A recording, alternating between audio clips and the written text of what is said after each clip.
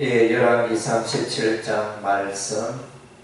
이제 북이스라엘의 아합 왕 시대에 엘리야 선지자가 나타났습니다. 그래서 이제 우상 숭배가 왕성한 그 땅에 우리 하나님께서 선지자 엘리야를 보내서 이스라엘 백성들에게 우상에서 떠날 것을 이제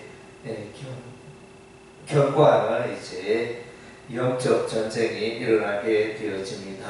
그래서 이제 1절에 보면 수년 동안 비도 이슬도 있지 아니하리라 이렇게 했는데, 이 수년 동안은 우리가 이제 야고보서 말씀을 보면 이제 3년 6개월 동안 비가 오지 않았다 이렇게 말씀해 주고 있습니다. 3년 6개월 동안, 3년 6개월 동안은 이제 예수님의 그 공생의 사역이 3년 6개월 정도 됩니다. 예, 그래서 이제 엘리야의 삶은 또 이제 예수조의 사역을 예표하는 인물이 되어집니다. 그래서 엘리야의 이름은 여호와는 하나님이시다, 이런 이제 의미를 갖고 있습니다.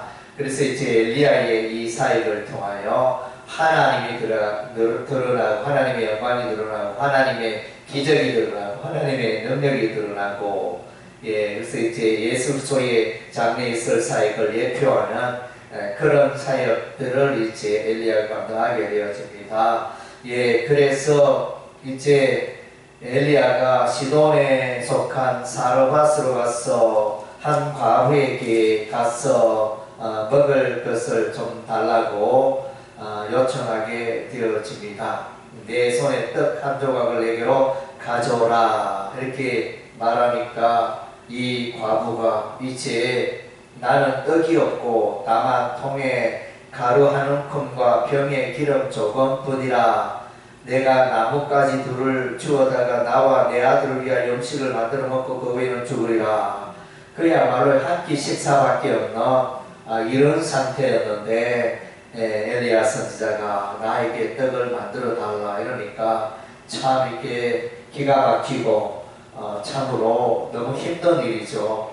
먼저 과부가 살아야 되고 아들이 살아야 되고, 참 이제 이런 기가 막힌 상황인데, 거기다가 또 떡을 달라고 엘리야까지 또 이렇게 끼어들이 참으로 기가 막힌 상황이었습니다. 그러나 이제 엘리야는 그 과부에게 말합니다. 예, 여호와의 말씀이 여호와가 비를 지면에 내리는 날까지 그 통에 가루가 떨어지지 않을 그 병의 기름이 없어지지 아니하리라. 그래서 이런 예언을 했습니다. 내가 만약에 나를 위하여 이렇게 주면, 떡 만들어 주면 계속하여 이렇게 밀가루가 생기고 계속하여 기름이 없어지지 아니하리라. 이 놀라운 말씀이죠. 뭐 있을 수 없는 일이죠. 그러나 이제 하나님의 말씀이고 엘리야 선지자가 이 과부의 이 말을 전달하였습니다. 그랬더니 이 사르밧 과부가 엘리야의 말대로, 하나님의 말씀대로 행하여 순종하였는데, 과연 통에 가루가 떨어지지 않고 병의 기름이 없어지지 아니하였더라. 그래서 여기서 보면 이제 믿음, 이 사르밧 과부의 믿음이 참으로 놀랍습니다. 그래서 이제 누가복음 4장인가 거기에 보면 이제 사르밧 과부가 등장합니다. 그래서 사르밧 과부가 등장한 것은 이제 이 북이스라엘 나라에 많은 과부가 있었지만은 사르밧 과부 이 한 여인이 하나님의 놀라운 기적을 경험한다, 믿음으로 하나님의 기적을 경험한다, 이런 이제 내용이 되어집니다. 그리고 통에 가루가 떨어지지 않고 병의 기름이 없어지지 아니하였더라.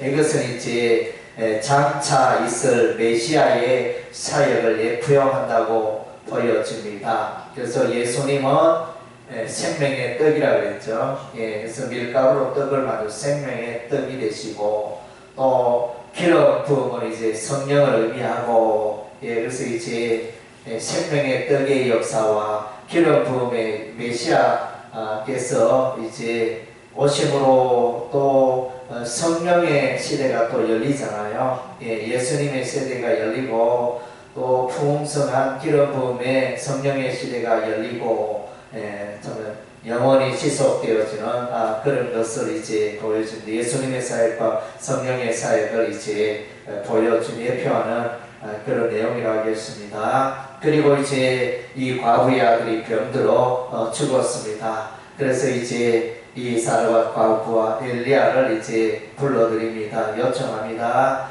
내 아들이 죽었나이다. 살려주소서. 놀라운 믿음이잖아요. 그래서 이제 사르밧 과부의 믿음은 참으로 특별하고 놀랍습니다. 먼저는 이제 이와 같이 그 병의 기름이 계속되고 또 밀가루가 떨어지지 않는 이런 이제 하나님의 기적을 경험했기 때문에 또 이와 같은 또 믿음의 행위가 나오는 것으로 보여집니다.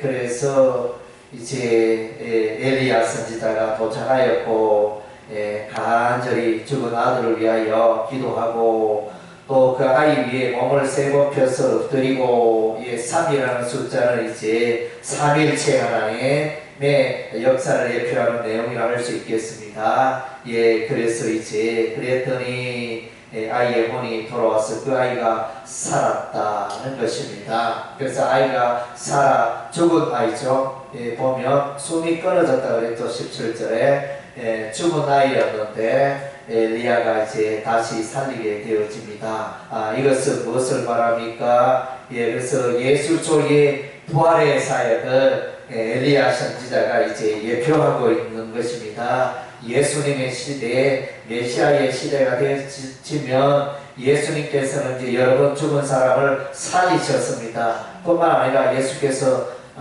친히 죽었던 예수님이 다시 살아나고 부활의 첫 열매가 되시고 또 예수님은 하나님의 백성들이 다 영생을 소유하게 되고 또 하나님 나라에 들어가고 부활하게 될 것을 예표하는 내용이 오늘 본문의 말씀이라 하겠습니다. 그래서 엘리야의 사역은 또 이 관찰해 보면 예수님의 사역을 예표하는 그런 내용으로 차 있습니다. 오늘 우리에게 필요한 것은 이런 사르밧 과부의 믿음입니다. 그래서 우리의 삶 가운데 기적과 놀라운 하나님의 역사가 일어나지 않는 것은 하나님께서 능력이 없어서 그런 게 아니고 우리가 믿음으로 나아가고 반응하지 않았기 때문인 것입니다. 엘리야의 이름은 여호와는 하나님이시다. 엘리야는 그의 삶을 통하여 예수소의 사역을 예표하는 그런 이제 일들을 하게 되었습니다. 그래서 이제 우리도 사르밧 과부처럼 믿음으로 나아가 우리의 삶 가운데 문제가 해결되고 우리의 삶이 풍성해지며 우리의 삶을 통하여 하나님의 놀라운 역사가 일어나도록 우리가 또 기도하여야 할 줄로 믿습니다.